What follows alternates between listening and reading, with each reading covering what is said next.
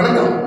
எதிர்வரும் 2026 சட்டமன்ற தேர்தலை எதிர்நோக்கி அனைத்து கட்சிகளும் கூட்டணி குறித்தான நிலைப்பாடு, பேச்சுவார்த்தை, தொகுதி பங்கீடு உள்ளிட்ட பல்வேறு கருத்துக்களை முன்னெடுத்து அரசியல் நகர்வுகளை மேற்கொள்றாங்க. எந்த கட்சிக்கு எந்த கட்சி கூட்டணி அமைக்கலாம், எவ்வளோ தொகுதிகளை கேட்கலாம், என்னென்ன தொகுதிகளை கேட்கலாம் உள்ளிட்ட பல்வேறு வியூகங்களில் அனைத்து கட்சிகளும் தீவிரமாக இருக்கிறாங்க. இந்த சூழலில் 2026 சட்டமன்ற தேர்தலில் போட்டியிட்டு எந்த கூட்டணி வெற்றி பெற்று ஆட்சி பிடிக்கப் போகிறதுங்கிறதுல மிகப்பெரிய ஒரு பரபரப்பு இருக்கிறது. கடந்த 2024 நாடாளுமன்ற தேர்தலில் திமுக அமோகமாக வெற்றி பெற்று 40க்கும் 40 வெற்றி பெற்று பிறகு தமிழக முதலமைச்சர் ஒரு கருத்தை சொல்லியிருந்தார். வருகிற 2026 சட்டமன்ற தேர்தலில் திமுக 200 தொகுதிகளில் வென்று மீண்டும் 2வது முறையாக ஆட்சி பிடிக்க போகுது அப்படின்னு தமிழக முதலமைச்சர் மு.க. ஸ்டாலின் அவர்கள் ஒரு கருத்தை போட்டாங்க. அதன் பிறகு பார்த்தீங்கன்னா இப்போ வளர்ந்து வரக்கூடிய தமிழக வெற்றி கழகம் விஜயோட கட்சியில் எங்களுக்கு பெரிய செல்வாக்கு இருக்குது, நம்ம கூட்டணி இல்லைனா கூட தனித்து நின்றால் கூட எங்கள் தலைவர் விஜய் அவர்களுக்கு மிகப்பெரிய மாசான வரவேற்பு இருக்குது, மக்கள் மத்தியில் தொண்டர்கள் மத்தியில் மிகப்பெரிய வரவேற்பு இருக்குது.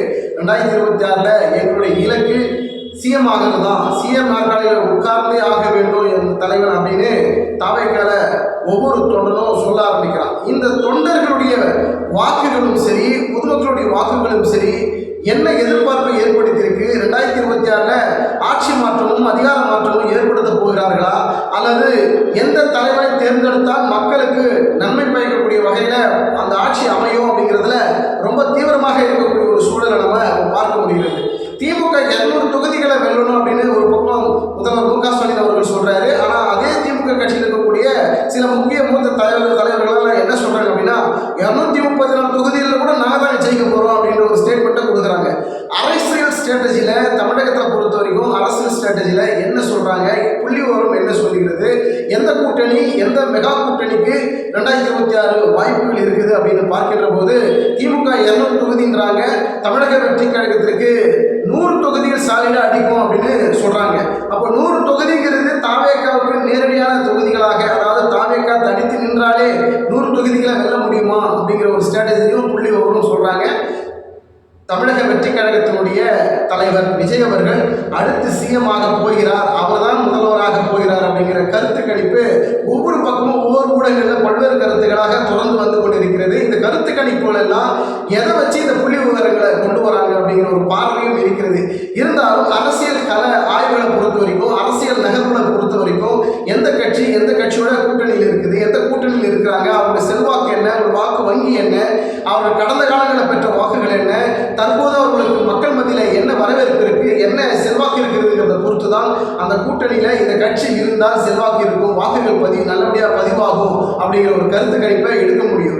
இந்த சூழலில் தமிழக வெற்றி கழகம் தொடர்ந்து அவருடைய அரசியல் பயணங்களில் தனித்து நிற்கணுங்கிறது தான் அவங்களுடைய உண்மையான ஒரு கோட்பாடாக செயல்பட்டு கொண்டிருக்கிறாங்க. முதல் மாநில மாநாட்டில் விஜய் அவர்கள் தெளிவாக சொல்லிட்டார், ஆட்சியிலும் பங்கு அதிகாரத்திலும் பங்குன்னு விஜய் அவர்களே சொல்லிட்டாரு. ஆனால் இப்போ தாவேகா கட்சியில் இருக்கக்கூடிய அடுத்த கட்ட தலைவர்கள் பேச்சாளர்கள் என்ன சொல்கிறாங்கன்னா, நாங்கள் தனித்து தாங்க போட்டியிட போகிறோம், பாஜக திமுக கூட்டணி கிடையாதுங்க, மற்றவர்கள் கூட்டணி வைத்தாலும் வைக்கணும்னு தவிர இவங்க 2 கட்சியோட கூட்டணி இல்லை அப்படின்னு திட்டவட்டமாக மறுத்து கொண்டிருக்கக்கூடிய தாவேகாவுடைய பேச்சாளர்கள் அடுத்த கட்ட தலைவர்கள் எல்லாம் இந்த கருத்தை முன்வைக்கிறாங்க. நம்முடைய பார்வையாக என்ன இருக்குது அப்படின்னா, 2026 சட்டமன்ற தேர்தலை பொறுத்த வரைக்கும் இதற்கு முன்பாக நடந்திராத தேர்தலாக இது ஒரு நெருக்கடியான தேர்தல், கடுமையான தேர்தல், ஒரு கட்டுக்கோப்பான தேர்தல், மிகப்பெரிய மக்கள் தீவிரமாக தீர்மானிக்கக்கூடிய தேர்தலாக இருக்க போகிறது. இந்த தேர்தலில் கூட்டணி வைக்கின்ற அணிகளும் மெகா கூட்டணியாக அமைக்கின்ற அந்த அணி மட்டும்தான் மிகப்பெரிய வெற்றி வாய்ப்புக்கு இருக்குது. அதுவும் அந்த கூட்டணியில் எந்தெந்த கட்சி இருக்குது, எந்த செல்வாக்கு மிக்க கட்சிகள் இருக்குதுங்கிறத பொறுத்து தான் அந்த கூட்டணி வெற்றியாக மாறும் அப்படிங்கிறதுல நம்முடைய பார்வையாக இருக்கிறது. விஜய் அவர்கள் தாவேக்காவில் தேமுதிக இணைவதற்கு வாய்ப்பு இருக்கிறது, பாட்டாளி மக்கள் கட்சி இணைவதற்கு வாய்ப்பு இருக்கிறது. கடைசி நேரத்தில் ஒரு 3-4 மாதங்கள் கழித்து விசிகாவும் தாவேக்காவில் வருவதற்கு பல்வேறு வியூகங்களையும் பல்வேறு முயற்சிகளையும் தாவேக்காவுடன் முயற்சி பண்ணுறதாக தகவல் வருது. எந்த அளவுக்கு உண்மை அப்படிங்கிறது நம்ம பொறுத்து பார்க்கணும். விசிகாவுடைய தலைவர் தொல் திருமாவளவன் அவர்கள் தெளிவாக தின செய்திகள் மத்தியில் பேசும்பொழுது, நாங்கள் சரியான இடத்துல இருக்கிறோம், திமுக கூட்டணி இருக்கிறோம், நாங்கள் எந்த கட்சிக்கும் எந்த கூட்டணிக்கும் போகணுங்கிற அவசியமே இல்லை அப்படின்னு இன்றளவும் கூட திட்டவட்டமாக தெளிவாக விசிகாவுடைய தலைவர் தொல் திருமாவளவன் அவர்கள் சொல்லிக்கிட்டே இருக்கிறாரு. ஆனால் தாவேக்கான பல முயற்சிகளும் நடந்து கொண்டு தான் இருக்கிறது அப்படிங்கிறத நம்மளால் பார்க்க முடியும். காணப்படுகிறது.